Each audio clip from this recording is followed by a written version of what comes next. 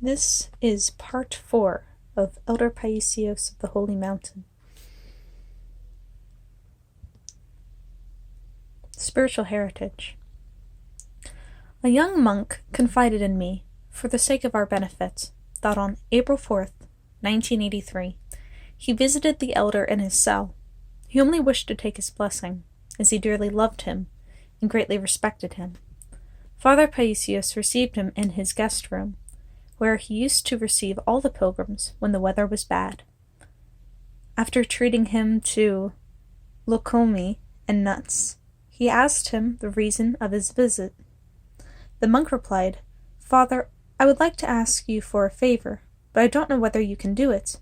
The only thing I want is that you give me your blessing." Father Paisios knelt by his side, held his head gently between his hands, and told him, "May you have the blessing of our Christ." Then he crossed his head and added, "I wholeheartedly wish that in this beautiful garden of our Virgin Mary you will be a lamb decorated with spiritual virtues." He continued by giving him the following advice. "You must take care of the purification of your soul on a daily basis. You must acquire divine justice and not logic, for only then the grace of our Christ will come to you. Before you do something, think if Christ wants you to, then act accordingly. You must perfectly practice obedience, so you may later talk to others about the virtue of obedience. The no you say to people must be no, and the yes must be yes. Do not pretend, but say whatever you think, even if it hurts the other person. Say it in a good manner, however, and also give some explanations. You must have and maintain this spiritual dignity. Always pay attention to what pleases your fellow monks, and not to what pleases yourself. Every day you should read a section from the New Testament for the purification of your soul. Do not look at what other people do, or examine how and why they do it. Your own goal is the purification of your soul, and the perfect submission of your mind to divine grace. Do everything for the sake of your goal. Pray, study, say humbly the Jesus prayer, being aware that you absolutely need God's mercy. In other words, pay attention to your spiritual work. If you apply these things, then the grace of Christ will come at the right time. Then he knows that it must be granted to you.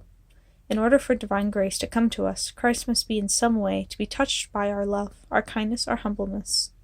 Only then he will give us his grace.